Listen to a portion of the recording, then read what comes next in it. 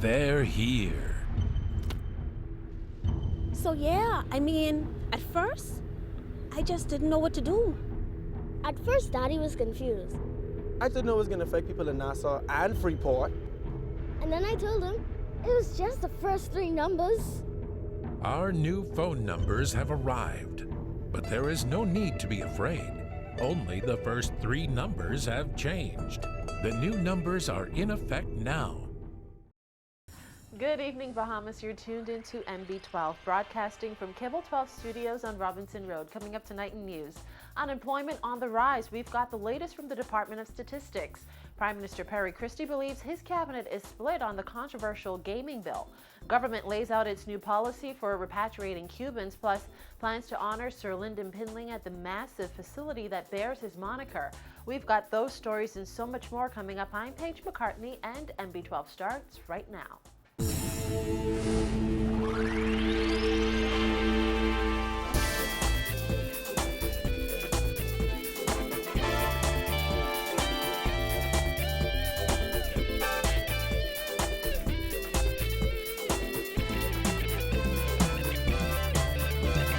Welcome once again to MB12. The newest labor force figures have been released, showing that despite a slight improvement in unemployment numbers in the last survey, unemployment is once again on the rise. It is now at the highest point it's been in at least a decade. However, confidence in the chances of finding steady work in the future appears to be increasing among the jobless.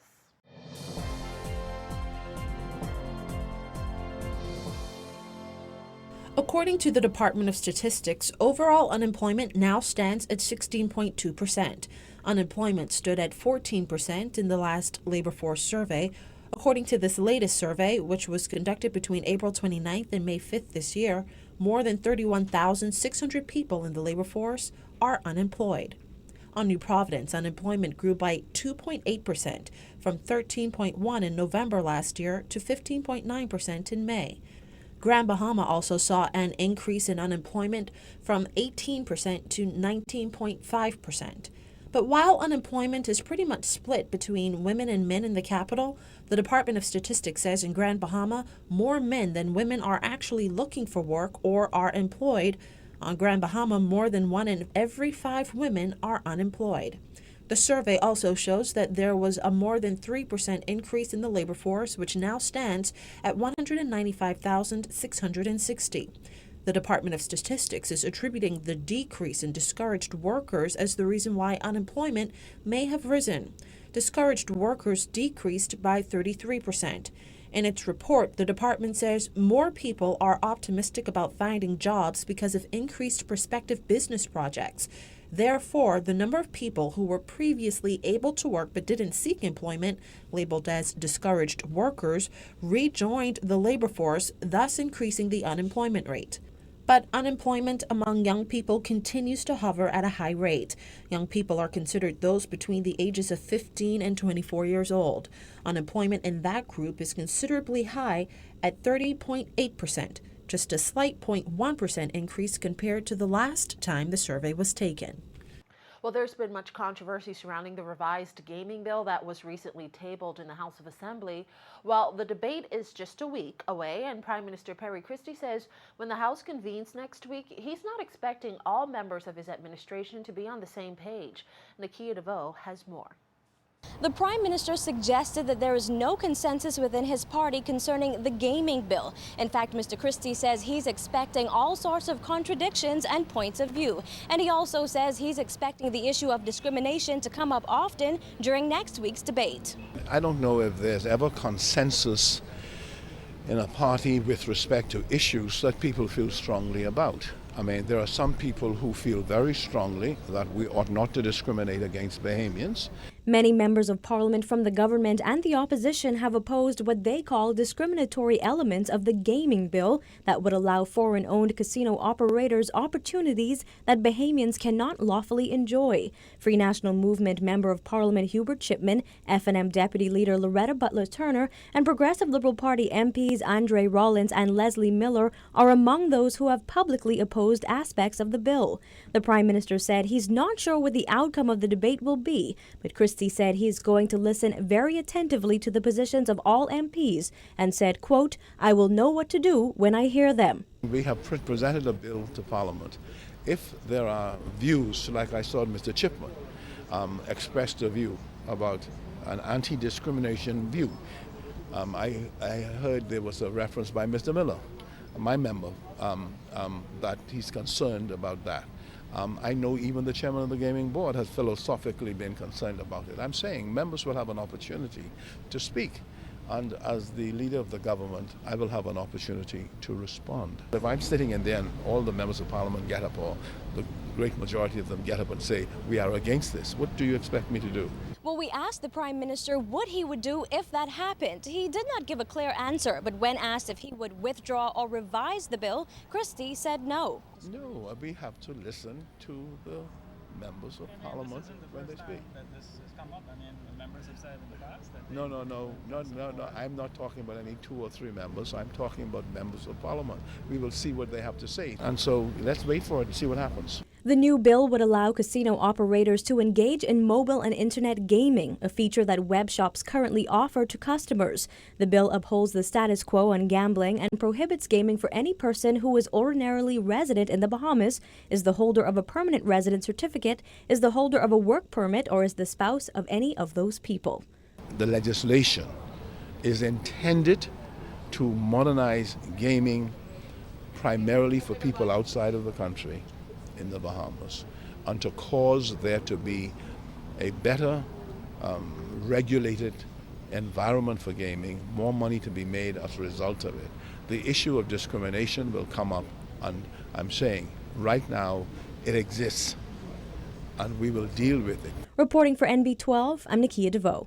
Well, months after the alleged abuse of Cuban detainees ignited a political firestorm, the Foreign Affairs and Immigration Minister has announced that illegal Cuban migrants will now be sent home within weeks of being apprehended. In the past, migrants were held at the Carmichael Road Detention Center for months.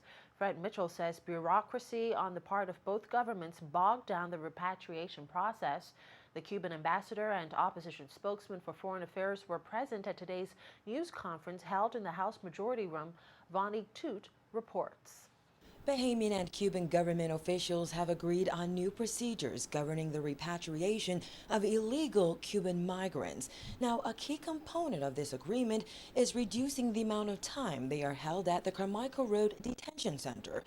We expect to reduce the repatriation time for irregular Cuban migrants from the current situation, where migrants might remain in detention center for months prior to repatriation, to repatriation within several weeks. Minister of Foreign Affairs and Immigration Fred Mitchell says it is unacceptable to hold anyone in the Carmichael Road facility for long periods of time. However, he pointed out, the Bahamas government would still have enough time to fulfill its obligation to determine if Cuban migrants qualify for political asylum. Cuban ambassador to the Bahamas, Ernesto Soberon Guzman, thanked the government for its cooperation on this issue, adding their main concern is ensuring Cuban migrants return home safely. I think that we agree also that it's not necessary that the Cuban migrants, irregular migrants, remain in the detention center for a long time. So we are the nearest neighbors, we have good relations, and we have all the conditions now from the technical and political point of view in order to organize this repatriation process as quickly as possible. The new procedures come on the heels of the controversy surrounding the alleged abuse of Cuban detainees who allegedly attempted to escape from the detention center. However, Mitchell insisted this agreement was not a result of the political firestorm ignited by that incident. I would rather say that they are,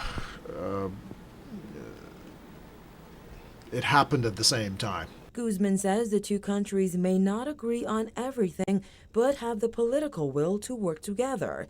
He noted, however, that not all Cuban nationals apprehended in Bahamian waters actually came from Cuba.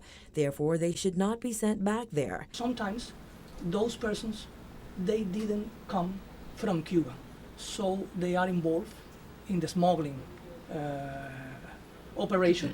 So they came from the U.S. to Cuba, and once time they are on the way back to the U.S., they are apprehended here in the Bahamas.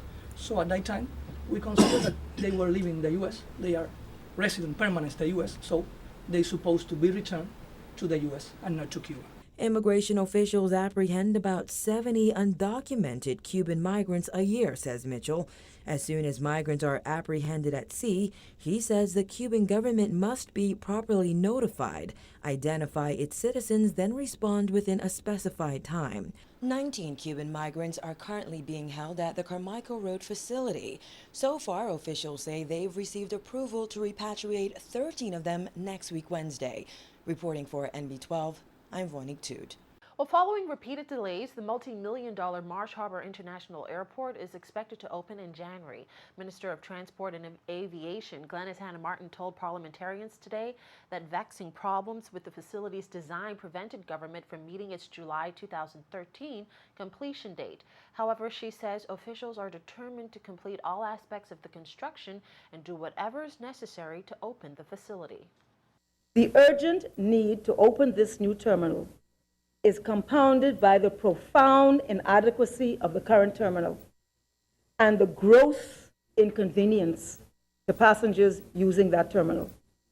I'm advised by the Ministry of Works that a date is now being set for an opening of January 2014, Speaker.